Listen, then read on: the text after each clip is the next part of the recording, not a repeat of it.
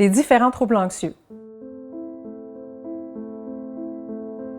Bienvenue à ce segment de « Mais qu'est-ce qui se passe avec toi ?» qui va concerner principalement les différents troubles anxieux. Si vous n'avez pas pris la peine d'écouter jusqu'à présent les 3 premières capsules, je vous invite à le faire pour pouvoir prendre le train qui est déjà en route avec nous. Alors allez-y dès maintenant. Sinon, pour les autres, on débute avec l'anxiété généralisée. Donc ce qu'on voit, c'est que c'est des inquiétudes constantes et irrationnelles qui sont vraiment ressenties de façon réelle chez le jeune et c'est un des troubles qui va apporter le plus de malaise physique en fait. Donc ça va s'accompagner souvent de maux de ventre, de maux de tête. Imaginez-vous que vous êtes toujours en train, tu sais le fameux hamster qui tourne toujours dans la tête. Les gens qui souffrent d'anxiété généralisée ont ce petit hamster-là en permanence. On peut parler d'insomnie, donc les adolescents vont se réveiller la nuit ou avoir des difficultés à s'endormir de façon continuelle et éventuellement peut-être même s'épuiser à force de toujours repasser dans leur tête des situations qui pourraient être stressantes. Un autre trouble qui est relativement fréquent chez les adolescents puis qui peut être difficile à dépister parce qu'il va souvent survenir dans des moments où le jeune a l'air particulièrement calme, c'est le trouble panique.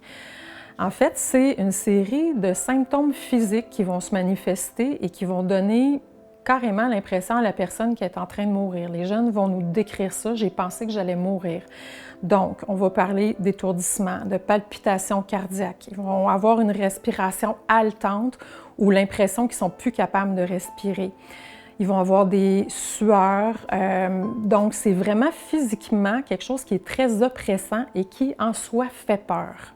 En général, ça ne dure pas plus que 20 minutes. Donc, si votre enfant n'est pas connu pour des difficultés cardiaques, ça devrait passer et c'est souvent comme ça qu'on va travailler avec eux après. Donc, à leur enseigner que la situation va se résorber, qu'il peut faire des respirations pour s'apaiser tranquillement. Dans ce temps-là, l'application Respirelax va être utile. Puis évidemment qu'on peut les amener consulter pour obtenir de l'aide le plus spécifique par rapport à cette difficulté-là. Parlons maintenant de l'agoraphobie.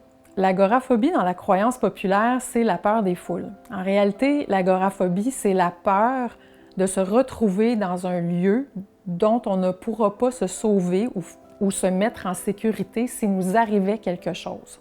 Donc, dans ce contexte-là, évidemment qu'une foule, ça peut donner un sentiment d'oppression parce que si, justement, on était victime d'une attaque de panique ou de quoi que ce soit d'autre, bien, ça pourrait être plus difficile de se sauver.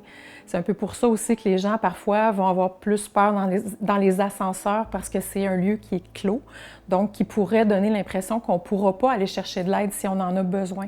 Ce trouble-là est assez bien traité. Je vous dirais que dans les CLSC, il y a plusieurs personnes qui peuvent accompagner les jeunes, dont les psychoéducateurs, qui pourraient exposer davantage les jeunes à des situations qui les rendent anxieux, telles que reprendre le métro. Ils pourraient les accompagner dans des foules ou dans des centres d'achat. Donc, il y aurait des stratégies d'exposition à la source de stress qui pourraient être faites tout en douceur avec le jeune pour qu'il se rende compte éventuellement que tout ça, c'est bien réel pour lui, ça lui fait vraiment peur, mais c'est une pensée qu'on peut apaiser. Une des choses qui est beaucoup vécue par les adolescents, principalement, je dirais, en contexte scolaire, mais un peu partout dans leur vie, c'est l'anxiété sociale.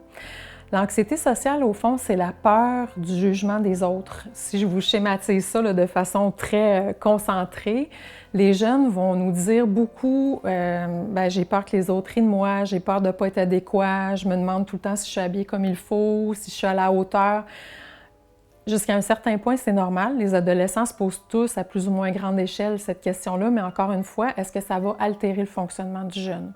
Dans ces situations-là, ce qui nous inquiète particulièrement, c'est quand ils vont vieillir un petit peu et qu'ils vont se rendre compte que l'alcool peut soulager le sentiment d'anxiété, les désinhiber et faire en sorte qu'ils peuvent s'intégrer un peu mieux dans les parties, par exemple.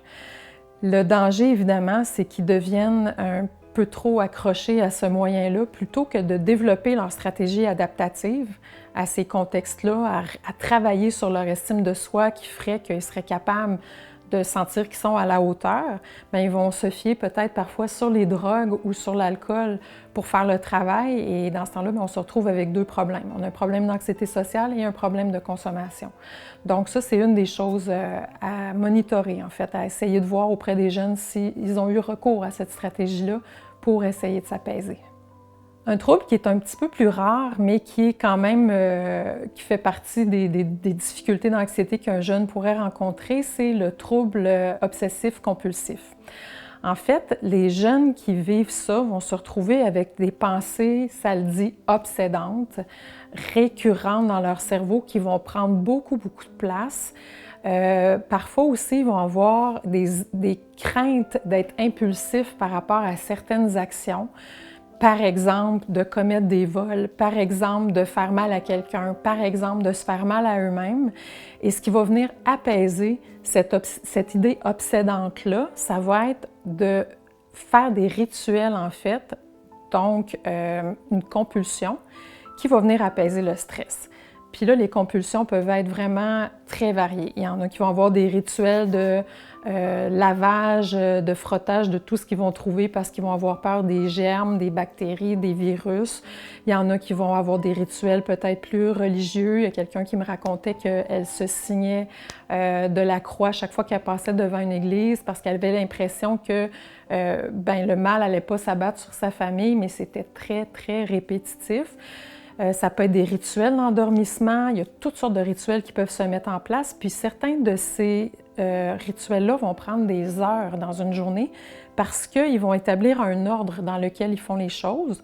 Et puis si cet ordre-là n'est pas respecté, ils vont recommencer à chaque fois. À chaque fois qu'ils recommencent, le stress augmente parce qu'ils ont peur de ne pas arriver au bout du rituel. Puis là, vous me voyez venir, il y a un cercle un peu infernal qui s'enclenche et puis qui fait que la personne peut se retrouver des heures de temps à essayer de faire son rituel, puis la détresse augmente à ce moment-là. Alors, ce serait ce qui résumerait en fait les troubles obsessifs-compulsifs, ce qu'on appelle communément les TOC. Maintenant, on va aborder la phobie spécifique. En fait, si vous aviez bien écouté les premières capsules, quand j'ai parlé d'un enfant qui avait peur d'un papillon, c'était une phobie spécifique, en fait. Donc, c'est une crainte démesurée d'un objet ciblé, particulier. Il y a la fameuse peur des araignées dont on entend souvent. Les enfants vont nous parler, par exemple, qui ont peur de vomir en classe.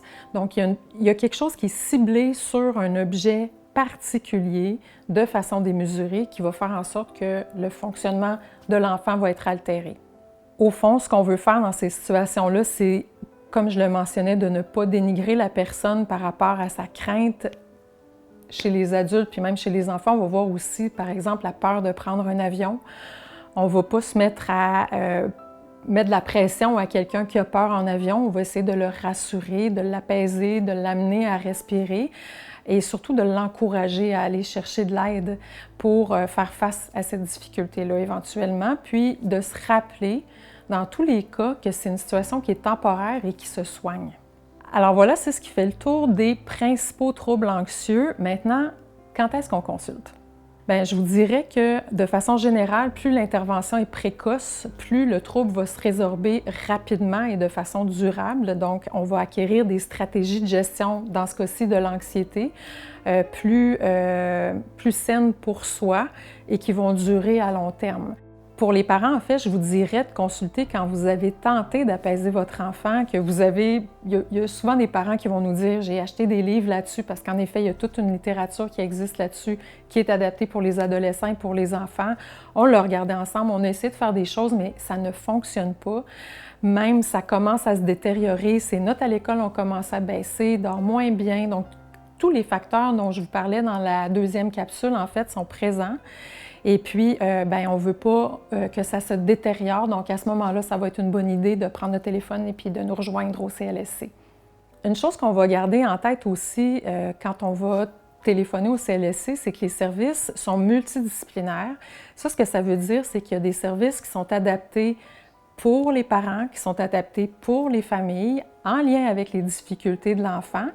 Mais si la situation le commande, en fait, on pourrait aussi se mettre en lien avec le centre hospitalier si votre enfant a des difficultés plus importantes puis s'est retrouvé à consulter en pédopsychiatrie, ou se mettre en lien avec le milieu scolaire s'ils veulent qu'on arrime nos interventions pour que ce soit cohérent pour l'enfant et puis qu'il se retrouve un peu entre ce qui se passe à la maison, ce qu'on vous a recommandé à mettre en place à la maison et ce qui se passe à l'école. Donc, on essaie que tout ça soit intégré. Maintenant qu'on a regardé quand consulter, on va aborder où consulter. Il y a différentes options qui s'offrent à vous. Donc, si vous êtes en situation de crise, que vous vous sentez dépassé, par exemple, votre enfant fait une attaque de panique pour la première fois, puis ça se peut que vous trouviez ça vraiment impressionnant, puis ça serait compréhensible, ça ne sera pas une faute de téléphoner au 911 puis de faire venir les ambulanciers pour faire un examen médical de votre enfant. Donc, vous pourriez utiliser cette option-là. Sinon, vous pourriez téléphoner au 811 pour demander de l'aide de base, téléphoner à l'accès donc aux services psychosociaux de votre CLSC. Il y a des ressources dans les écoles, des psychoéducateurs, des travailleurs sociaux, donc n'hésitez pas à faire affaire avec eux. Votre médecin de famille, ça serait un bon réflexe de faire évaluer votre enfant sur le plan médical parce que parfois il peut avoir des maladies physiques qui donnent l'impression qu'ils ont une difficulté de santé mentale, mais pas nécessairement. Donc médecin de famille, pédiatre. Puis, des ressources dans la communauté de votre secteur. Alors, renseignez-vous au CLSC, ils vont pouvoir faire la liste des organismes communautaires qui pourraient vous venir en aide si c'était utile. Il y a des ressources aussi au bout du fil, 24 heures sur 24, les lignes d'écoute. Donc, Jeunesse, j'écoute pour les jeunes. Ils peuvent aussi texter. Donc ça, c'est utile. C'est un numéro de téléphone que vous pourriez décider de garder sous la main ou en tout cas certainement de transmettre à votre jeune. Il y a Suicide Action Montréal aussi qui est toujours en ligne 24 heures sur 24 que vous pourriez consulter en cas de besoin. Sinon, vous pourriez aussi consulter au programme d'aide aux employés, plus communément appelé le PAE, si vous avez la chance d'en avoir un et que vous consultez au balbutiement de la problématique. Quelques rencontres sont souvent suffisantes pour accompagner les adolescents. Voilà, on a fait le tour de la plupart des difficultés liées à l'anxiété. Une des choses que je voudrais que vous reteniez par rapport à tout ça, c'est que ça affecte vraiment beaucoup de gens dans la société, mais que par ailleurs, c'est quelque chose qui se traite assez bien pour autant qu'on s'investisse et qu'on aille chercher de l'aide aussitôt qu'on s'aperçoit qu'on ne va pas bien. Donc, je vous encouragerais vraiment à entreprendre des démarches le plus rapidement possible si vous sentez que votre enfant ou vous-même est atteint d'une difficulté liée à l'anxiété.